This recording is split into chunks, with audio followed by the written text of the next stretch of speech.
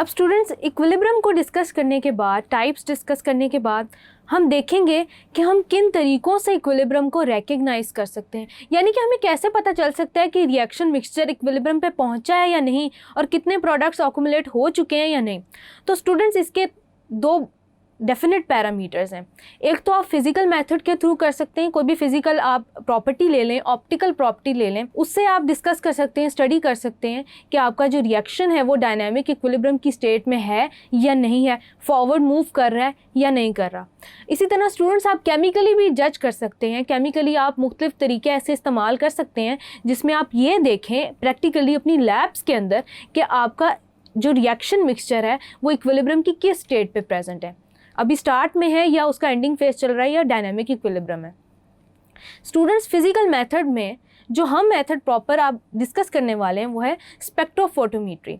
Students spectrophotometry में आप क्या करते हैं कि आप in the presence of light reaction mixture को एनालाइज कर रहे होते हैं कि इक्विलिब्रियम की किस स्टेट में प्रेजेंट है। और वो कैसे कर रहे होते हैं, केमिकल सब्सटेंसेस की one of the most important physical property है कि वो कोई भी रेडिएशन एब्जॉर्ब कर सकें। जितनी ज़्यादा एब्जॉर्ब करने की कैपेबिलिटी होगी उतना ही ज़्यादा स्पेक्ट्रोफोटोमीटर के अंदर जो ऑटोमेटिकली ग्राफ जनरेट होता है वो आपको बताएगा कि कितनी ज़्यादा एब्जॉर्ब हुई है, और जितनी ज़्यादा एब्जॉर्ब होगी वो उसको डायरेक्टली रिलेट करेगा with the concentration of that particular specific substance.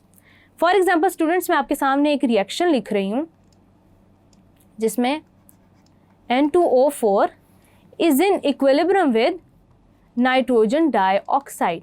अब स्टूडेंट्स जो नाइट्रोजन डाइऑक्साइड है वो एक रेडिश ब्राउन गैस है, ब्राउन गैस। अब स्टूडेंट्स नाइट्रोजन डाइऑक्साइड की ये टेंडेंसी है कि वो एब्जॉर्ब कर सकती है रेडिएशन को, और जितनी ज़्यादा वो एब्जॉर्ब कर रही होगी वो डायरेक्टली उसकी कंसंट्रेशन के साथ रिलेट करेगा। और हम किस डिवाइस के थ्रू ये देखेंगे, हम स्पेक्ट्रोफोटोमीटर के थ्रू देखेंगे।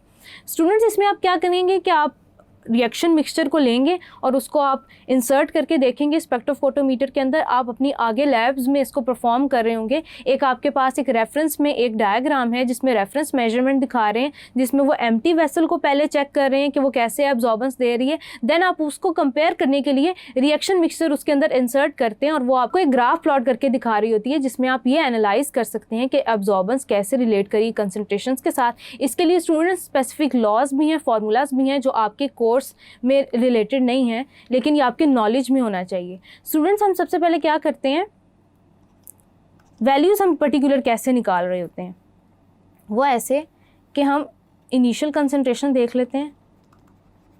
Initial concentration students for example N2O4 की आपके पास A है, NO2 की 0 है।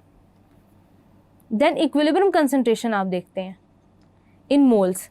इन इक्विलिब्रियम कंसंट्रेशन आप देखते हैं A minus x is equals to आप कंसंट्रेशन ऑफ NO2 जो है उसको x बोल देते हैं। और न्यूमेरिकल्स में स्टूडेंट्स आप वैल्यूज़ भी इसी तरह कैलकुलेट करेंगे। देन आप जब मेंशन करते हैं in moles per decimetre cube तो आप उसको वॉल्यूम के साथ डिवाइड कर देते हैं। अब इन इक्वेशंस को स्टूडेंट्स इक्विलिब्रियम कंसंट्रेशन को हम Kc की वैल्यू में जब इंसर्ट करते हैं तो कुछ ऐसे लिखेंगे। NO2 के लिए स्क्वायर हो जाएगा x divided by v whole square divided by a minus x divided by v। तो Kc will be equal to 4x square divided by a minus x into v। तो इस तरह से स्टूडेंट्स आप न्यूमेरिकल प्रॉब्लम्स में या मुख्तलिफ अगर आप एक्सपेरिमेंट कैरी आउट कर रहे हैं तो वैल्यूज़ इस तरह से पुट करके आप कैलकुलेट कर सकते हैं। हर रिएक्शन के लिए स्पेसिफिक वैल्यू होगी Kc की। स्टूडेंट्स जो दूसरा मेथड है वो है केमिकल मेथड। स्टूडेंट्स सबसे ज़्यादा पॉपुलर टेक्निक होती है कि आप रिएक्शन मिक्सचर का एनालिसिस करें टाइट्रेशन के थ्रू। टाइट्रेशन के थ्रू होता है ये स्टूडेंट्स कि आप किसी भी एसिड को लेते हैं या रिएक्शन मिक्सचर को जिसमें एसिड प्रेजेंट हो उसको आप टाइट्रेट करते हैं with a standard base. Base होती है जैसे फॉर एग्जांपल हो गई sodium hydroxide, acid and base.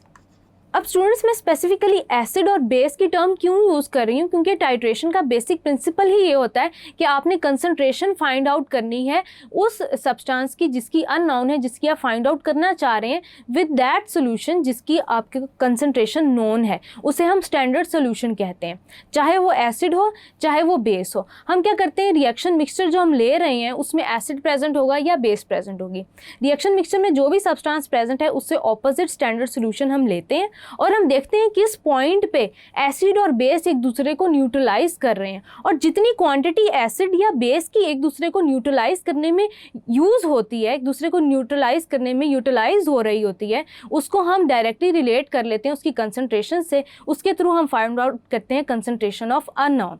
तो स्टूडेंट्स केमिकल मेथड में भी यही प्रिंसिपल हम यूज़ कर रहे होते हैं। इसके अंदर स्टूडेंट्स हमारे पास एक एग्जांपल है केमिकल मेथड में, if we consider the esterification reaction between acetic acid and ethanol to form ethyl acetate and water, the progress of reaction can be studied by determining the concentration of acetic acid after regular intervals. अब students हमारे पास जो reaction mixture present होगा in the case of esterification reaction वो होगा acetic acid. अब acetic acid को हम क्या करेंगे, स्टैंडर्ड सोल्यूशन ऑफ NaOH से हम न्यूट्रलाइज कर सकते हैं, क्योंकि ये स्पेसिफिकली एसिड प्रेजेंट है इसलिए हम रिएक्शन मिक्सचर ले सकते हैं और इसको हम न्यूट्रलाइज कर सकते हैं with standard solution of sodium hydroxide. जैसे जैसे रिएक्शन की प्रोग्रेस इंक्रीज होती चली जाएगी, एसिड की कंसंट्रेशन सोल्यूशन के अंदर रिएक्शन मिक्सचर के अंदर कम होती चली जाएगी, तो स्टूडेंट्स हम उससे डेफिनेटली एनालाइज कर सकेंगे कि हमारे पास किस कदर प्रोडक्ट जनरेट हो चुकी है। अब स्टूडेंट्स यहाँ पे भी हम क्या करते हैं कि इनिशियल कंसंट्रेशन देखते हैं कि हमारे पास फॉर एग्जांपल A है for acetic acid and B है for ethanol and for ethyl acetated 0 and water molecules भी अभी नहीं जनरेट हुए, ये इनिशियल हो गई। देन हम देखेंगे इक्विलिब्रियम कंसंट्रेशन कैसे इससे रिलेट कर रही है। इक्विलिब्रियम कंसंट्रेशन जब हम लेंगे तो हम कहेंगे कि X number of substances generate हुए हैं हमारे पास in the form of product, और B माइनस एक्स कर देंगे इसको इसी तरह। देन हम इन दोनों के लिए x का टर्म यूज़ कर लेंगे। अब इनके नंबर ऑफ मोल्स तकरीबन सेम ही हैं तो हम क्या करेंगे कि Kc की टर्म में ये वैल्यूज़ पुट कर देंगे, और इन मोल्स पर डेसीमीटर क्यूब की जब हम बात करेंगे तो हम इसको V से डिवाइड कर रहे होंगे, equilibrium concentration at moles per decimetre cube, x by V into x by V divided by A minus x divided by B, V, A minus x divided by V and then B minus x divided by V। हम students V की concentrations को अलग कर लेंगे, x square divided by V square को हम अलग कर लेंगे, V स्क्वायर यहाँ पे हो जाएगा हमारे पास A minus x into B minus x into 1 by V का स्क्वायर। देन Kc का final expression would be equal to x square divided by A minus x into B minus x. तो ये स्टूडेंट्स हमारे पास final expression होगा।